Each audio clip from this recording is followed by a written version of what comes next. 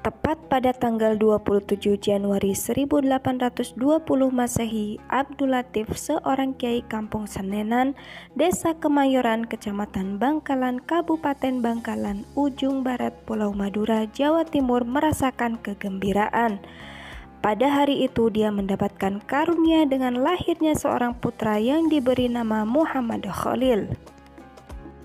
Selepas melantunkan azan di telinga sang putra, Kiai Haji Abdul Latif berdoa memohon kepada Allah Subhanahu wa Ta'ala agar Muhammad Khalil kelak menjadi pemimpin umat. Allah mengabulkan doa Kiai Haji Abdul Latif. Muhammad Khalil yang kemudian terkenal dengan Syekhona Khalil menjadi salah satu pemimpin besar umat Islam. Syekh Khalil Al-Bangkalan berasal dari keluarga ulama. Ayahnya, Kiai Haji Abdul Latif, memiliki ikatan darah dengan Sunan Gunung Jati. Ayah Abdul Latif adalah Kiai Hamim, anak dari Kiai Abdul Karim. Yang disebut terakhir ini merupakan anak dari Kiai Muharram bin Asror Karomah bin Kiai Abdul bin Sayyid Sulaiman. Sayyid Sulaiman merupakan cucu dari Sunan Gunung Jati. Riwayat pendidikan Syekhona Khalil. Sejak kecil Muhammad Khalil dididik sangat ketat oleh sang ayah. Kebetulan juga Mbah Khalil di masa kecil sangat haus akan ilmu, terutama yang berkaitan dengan ilmu fikih dan nahwu. Bahkan lebih istimewanya lagi, ia sudah hafal dengan baik Nazam Alfiyah Malik sejak usia muda. Kiai Haji Abdul Latif kemudian mengirim Mbah Khalil kecil untuk menimba ilmu yang lebih luas ke sejumlah pesantren. Awal pendidikan Mbah Khalil muda belajar kepada Kiai Muhammad Nur di Pondok Pesantren Langitan, Tuban, Jawa Timur. Setelah menimba ilmu dari Langitan, Mbah Khalil pindah ke Pondok Pesantren Cangaan, Bangil, Pasuruan. Kemudian Mbah Khalil melanjutkan pendidikannya ke Pondok Pesantren Kebon Candi.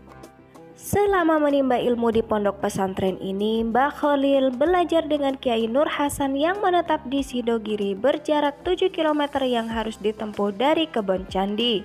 Saat melakukan perjalanan dari Kebon Candi ke Sidogiri, Mbah Khalil selalu membaca surat Yasin. Mbah Khalil di masa muda memiliki keinginan untuk menimba ilmu ke Mekah. Pada saat usianya mencapai 24 tahun, Mbah Khalil memutuskan untuk pergi ke Mekah setelah menikah.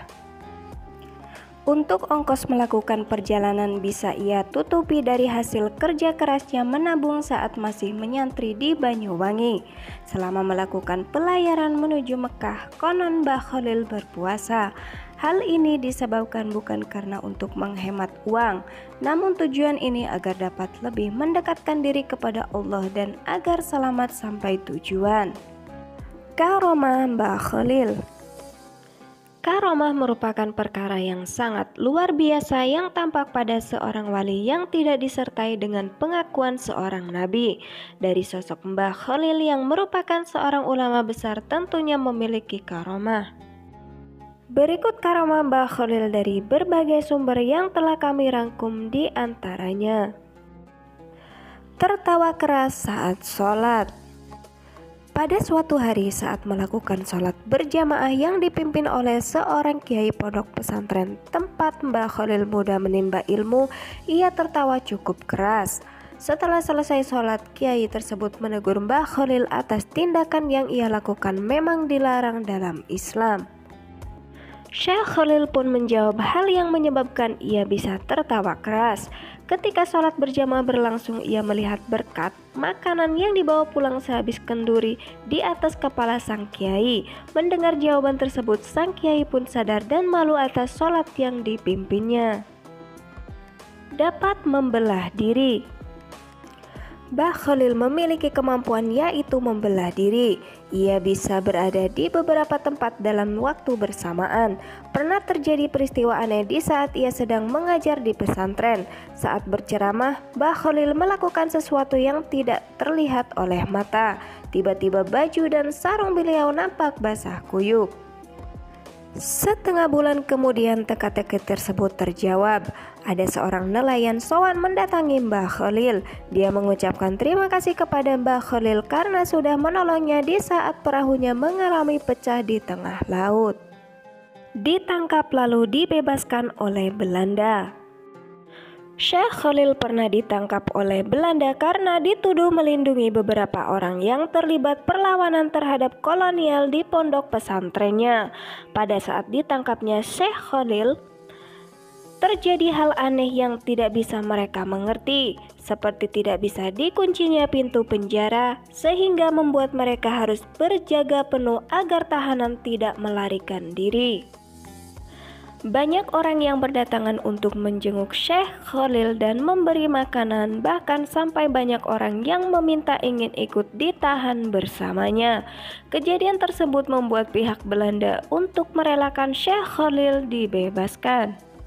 Menyembuhkan orang sakit. Syekh Khalil memiliki karomah yang sangat luar biasa. Dalam kisahnya diceritakan ada seorang keturunan Cina yang sedang mengalami sakit lumpuh. Padahal sudah dibawa ke Jakarta namun masih belum juga sembuh. Lalu ia mendapatkan informasi bahwa di Madura ada orang sakti yang bisa menyembuhkan penyakit. Setelah mengetahui itu, semua mereka pergi menuju Madura, yakni ke Mbah Khalil untuk berobat. Saat melakukan perjalanan kira-kira jarak 20 meter dari rumah Mbah Khalil, tiba-tiba muncul Mbah Khalil dengan membawa pedang. Melihat hal tersebut, kedua orang tersebut lari sangat kencang, bahkan ia tidak sadar bahwa ia sedang sakit. Tanpa mereka sadari, mereka sudah sembuh. Mereka sangat bersyukur atas karomah yang ia dapatkan dari Mbah Khalil. Setelah Mbah Khalil wafat, bahkan mereka sering datang ke makam Mbah Khalil untuk berziarah.